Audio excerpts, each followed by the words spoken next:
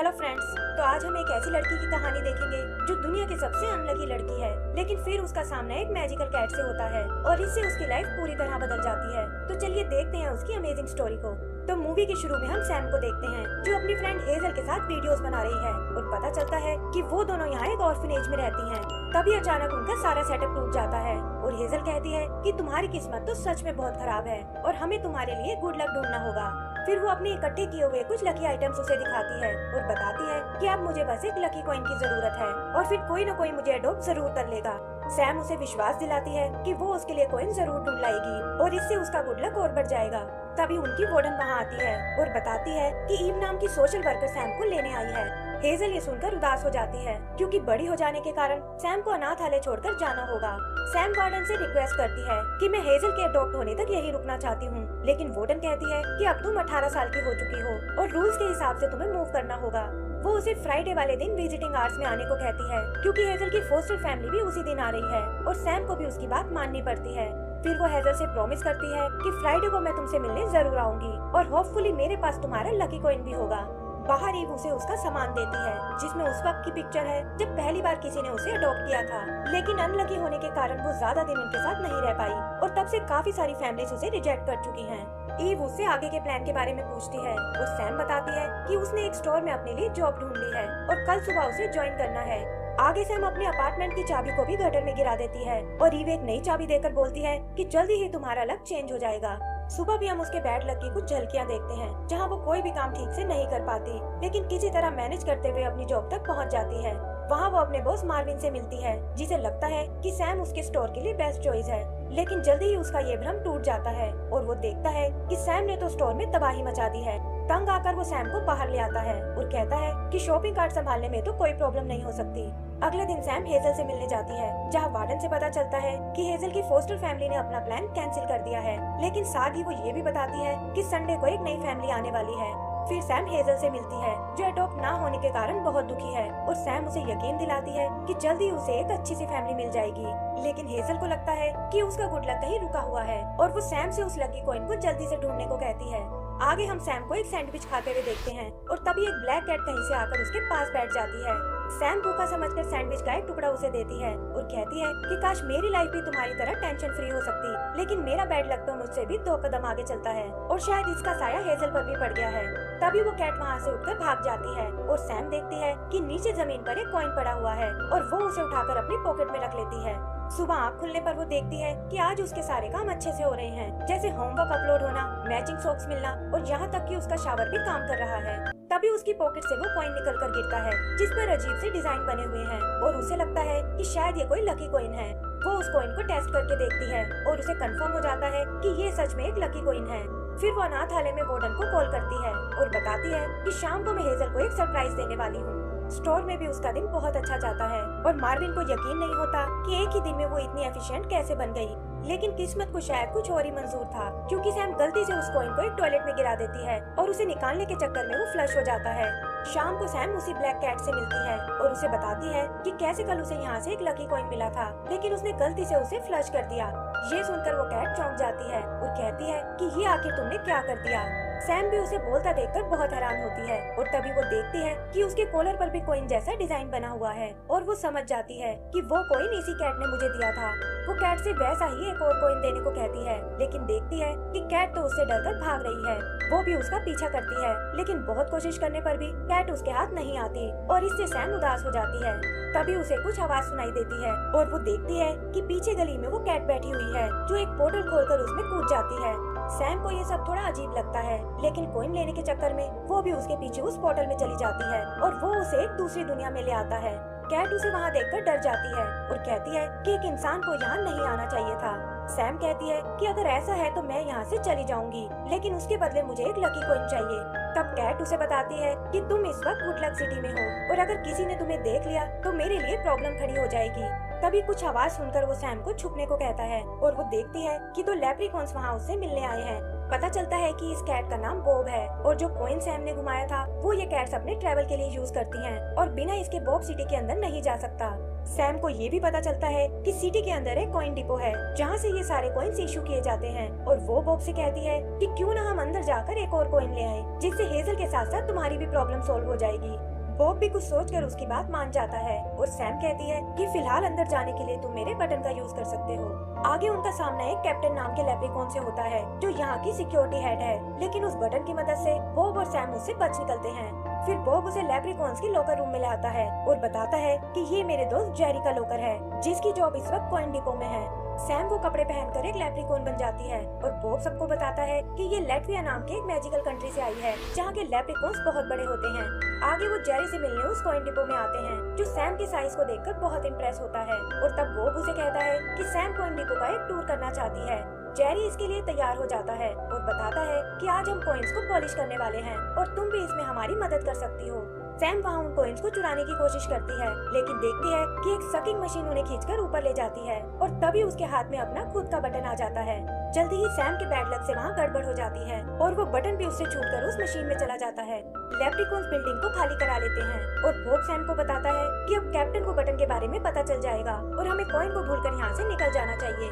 तभी उनसे मिलने जेरी वहाँ आता है और सैम उसे सारी सच्चाई बता देती है कि कैसे वो यहाँ एक कॉइन चुराने आए थे। जेरी ये सुनकर घबरा जाता है और कहता है कि कैप्टन इसके लिए तुम्हें बैड लक सिटी में भेज देगी, जो गुड लक सिटी के ठीक नीचे बनी हुई है। फिर वो उन्हें एक बनी ड्रोन के बारे में बताता है जो किसी भी खोए हुए कॉइन को ढूंढ सकता है, लेकिन उसे चलाने के लिए लक क्रिस्टल की जरूरत पड़ेगी। फिर वो सब उस लक क्रिस्टल को लेने जाते हैं, जिसे बनाने वाले कुछ बिग फोरमैन हैं, और सैम वहाँ एक बड़े से ड्रैगन को देखती है। जेरी बताता है कि ये गुड लक सिटी की मेयर बेब है और इसके पास ऐसी पावर्स हैं जिससे ये बैड लक को कहीं से भी स्मेल कर सकती है। आगे हम उन पिग्स को वो क्रिस्टल बनाते हुए देखते हैं और वो उसमें से एक को चुरा लेते हैं। फिर जेरी उन्हें कंट्रोल रूम में जाने को कहता है और खुद उस बनी ड्रोन को एक्टिवेट करने जाता है। इधर बॉब सैम को रैंडमाइजर मशीन दिखाता है जिस पर गुड लक और बैड लक के 2 स्टोन्स लगे हुए हैं, जो गुड लक और बैड लक के क्रिस्टल्स को अपनी ओर खींचते हैं और फिर सप्लाई लाइंस के थ्रू उन्हें दुनिया भर में पहुंचाते हैं। आगे हम उन्हें उस ड्रोन को एक्टिवेट करते हुए देखते हैं, जो पोर्टल से निकलकर सिटी के सीवर प्लांट पे जा पहुंचता है और वहां उस कॉइन को ढूंढ लेता है। तभी वो स्क्रीन पर कैप्टन को देखते हैं, जिसे बटन की सच्चाई का पता चल जाता है और वो कहती है कि जल्दी ही मैं उस चोर को ढूंढ निकालूंगी। इधर ड्रोन पैनी लेकर वापस आ जाता है, लेकिन इससे पहले कि जेरी उसे पकड़ पाए, वैक्यूम उसे खींचकर बैड लक सिटी में ले जाता है। तब जेरी उन्हें बताता है कि ड्रोन पहले सोर्टिंग फैसिलिटी में जाएगा, जो बैड लक और गुड लक सिटी के बीच में बनी हुई है, और सैम और बॉब उसे लेने चले जाते हैं, लेकिन सैम से बटन दबाने में गलती हो जाती है और इससे वो सीधा नीचे बैड लक सिटी में आ जाते हैं, जिसकी ग्रेविटी गुड लक सिटी से बिल्कुल अलग है। वहाँ एक एक्सीडेंट से वो दोनों अलग हो जाते हैं और बॉब सैम को सोर्टिंग फैसिलिटी में आने का रास्ता बताता है, जो टावर नंबर 13 से होकर निकलेगा, और कहता है कि मैं वहाँ तुम्हारा इंतजार करूंगा। सैम देखती है यहाँ तो हर तरफ मॉन्स्टर भरे हुए हैं और उनसे बचते हुए वो एक रूम में छुप जाती है, जहाँ एक बॉक्स में कुछ गुड लक क्रिस्टल्स रखे हुए हैं। वहाँ से निकलकर वो बैड लक सिटी में आती है और थोड़ी प्रॉब्लम का सामना करने के बाद फाइनली उस टावर 13 तक पहुँच जाती है। यहाँ उसे बॉब का बताया वो सीक्रेट रास्ता नजर आता है और उससे होते हुए वो सोर्टिंग फैसिलिटी में आ जाती है, जहाँ बॉब दूसरी तरफ उसका वेट कर रहा है। यहाँ उनका सामना जेफ नाम के एक यूनिकॉर्न से होता है, जो नेचर वाइज बहुत फ्रेंडली है और उसका काम है अपनी मशीन से बैड लक को रैंडमाइजर में भेजना।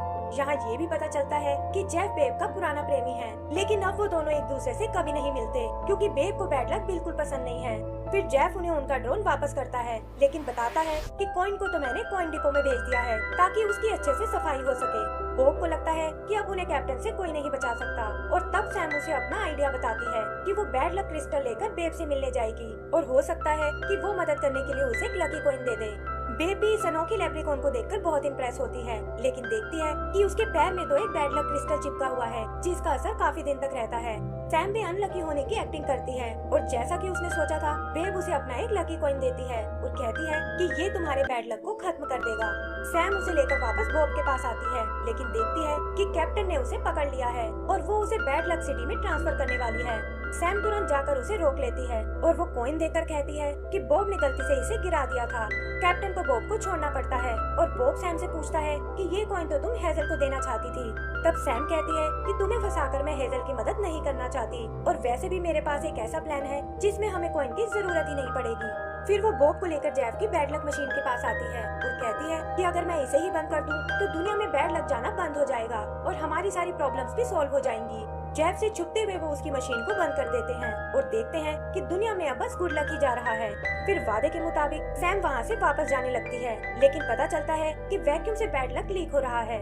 इधर जेफ भी अपनी मशीन को देख लेता है और भागकर उसे स्टार्ट करने जाता है। बॉब और सैम उस रैंडमाइजर को चेक करने आते हैं और तभी एक तेज प्रेशर के साथ बैड लक पूरी गुड लक सिटी में फैल जाता है। इससे वहाँ की सारी फैसिलिटीज नष्ट हो जाती हैं और सप्लाई लाइन से सिर्फ बैड लक दुनिया में जाने लगता है। इसका असर हेजल की किस्मत पर भी पड़ता है और वो देखते हैं कि उसकी फोस्टर फैमिली आज भी नहीं आई। बेब भी सिचुएशन को चेक करने आती है और देखती है कि रैंडमाइजर के दोनों स्टोन नष्ट हो गए हैं और इससे लक की सप्लाई लाइन पूरी तरह से बंद हो गई है। यहाँ बेब को सैम की सच्चाई का भी पता चलता है और वो कहती है कि देखो तुम्हारी गलती ने क्या कर दिया और अब दुनिया में गुड लक और बैड लक नाम की कोई चीज नहीं है। कैप्टन और जेरी भी बॉब से बहुत डिसअपॉइंट होते हैं और वो सैम से कहता है कि ये सब मेरी ही गलती है और मुझे तुम्हें पहले ही वापस भेज देना चाहिए था। सैम इसे ठीक करने का तरीका पूछती है, लेकिन बॉब कहता है कि बिना स्टोन के रैंडमाइजर चालू नहीं हो सकता और स्टोन्स बनाने के लिए हमें क्रिस्टल की जरूरत पड़ेगी। ये सुनकर सैम को कुछ याद आता है और वो बताती है कि उसने बैड लक सिटी में कुछ गुड लक क्रिस्टल देखे थे और वो उसे लेने वापस नीचे जाते हैं। सैम उन्हें उस रूम तक लेकर आती है और पता चलता है कि ये तो एक मॉन्स्टर बार है जिसका मालिक रूटी नाम की एक जाइंट रूट है और वो और बॉब एक दूसरे को पहले से जानते हैं। सैम रूटी को ऊपर हुई प्रॉब्लम के बारे में बताती है और कहती है कि हम यहाँ कुछ गुड लक क्रिस्टल्स लेने आए हैं। तब रूटी उन्हें एक जार दिखाता है जिसे गुड लक के लिए उसने अपनी गेम मशीन में लगाया हुआ था और कहता है कि इसे तुम अपने साथ ले जा सकते हो और जैसे ही रैंडमाइजर ठीक हो जाएगा मैं इन्हें फिर से इकट्ठा कर लूंगा। सैम उससे कुछ बैड लक क्रिस्टल भी मांगती है और उन्हें लेकर वो बेब के पास आ जाते हैं और हम देखते हैं कि जेफ भी उनके साथ आया है। बेब जेफ को दोबारा देखकर बहुत खुश होती है और तब वो उसे वो जार दिखाते हैं। जेफ बेब से कहता है कि तुम्हारी आगे इन क्रिस्टल्स को स्टोन में बदल सकती है और बेब भी ऐसा करने में बिल्कुल देर नहीं करती। जल्द ही वो क्रिस्टल्स स्टोन में बदल जाते हैं, लेकिन पता चलता है कि बेब ने गुड लक के 2 क्रिस्टल्स बनाए हैं। सैम उससे इसका कारण पूछती है और बेब बताती है कि अब मशीन में बस गुड लक स्टोन्स ही लगेंगे क्योंकि वो दुनिया से बैड लक को हमेशा के लिए मिटाना चाहती है। फिर वो स्टोन्स को उस मशीन पर लगाने लगती है, लेकिन सैम कहती है कि मैं उसे ऐसा नहीं करने दूंगी। वो बैड लक सिटी की उल्टी ग्रेविटी का फायदा उठाती है और बेब से पहले मशीन के दूसरे होल तक पहुंच जाती है। वो कहती है कि दुनिया को गुड लक के साथ साथ बैड लक की भी जरूरत है और ये दोनों मिलकर ही इस बैलेंस को बना सकते हैं। लेकिन बेब का मानना है कि बैड लक हमेशा चीजों को बिगाड़ने का काम करता है और गुड लक सिटी का ये हाल भी उसी की वजह से हुआ है। तब सैम उसे बताती है कि यहाँ जो कुछ हुआ वो सब मेरी गलती है और बैड लक मॉन्स्टर्स तो असल में तुम्हारी मदद करने आए हैं। फिर वो बेब को जेफ की याद दिलाती है कि कैसे वो हमेशा से उससे बहुत प्यार करता है और बेब भी उसकी बात समझ जाती है। आगे वो बैड लक स्टोन को उसकी जगह पर लगाते हैं और इससे रैंडमाइजर फिर से एक्टिवेट हो जाता है। उसकी पावर जल्दी ही लक के बैलेंस को रिस्टोर कर देती है और वहाँ सब कुछ पहले जैसा हो जाता है। सप्लाई लाइंस भी फिर से शुरू हो जाती हैं और सैम देखती है कि हेजल को भी फाइनली एक फैमिली ने अडॉप्ट कर लिया है। आगे वो सब बेब के साथ उस मॉन्स्टर बार में आते हैं और रूटी को वो गुड लक स्टोन गिफ्ट करते हैं। बेब भी उनसे अपनी सारी दुश्मनी भुला देती है और हम लोग मिलकर उन्हें पार्टी करते हुए देखते हैं। कैप्टन बॉब से वापस जॉब पर आने को कहती है, लेकिन उसने तो कुछ और ही सोच रखा था और वो कहता है कि अब से मैं सैम की फैमिली बनकर रहना चाहता हूँ और सैम ये सुनकर उसे गले से लगा लेती है। आगे का सीन 1 साल बाद का है जहाँ सैम ने अपने बैड लक को एक्सेप्ट कर लिया है और फिर वो बॉब को लेकर हेजल से मिलने जाती है। एंड सीन में हम उन तीनों को मस्ती करते हुए देखते हैं और इसी के साथ हमारी ये मूवी खत्म हो जाती है। तो दोस्तों, अगर आपको ये मूवी पसंद आई हो तो प्लीज हमें लाइक एंड सब्सक्राइब करना ना भूलें। Thank you.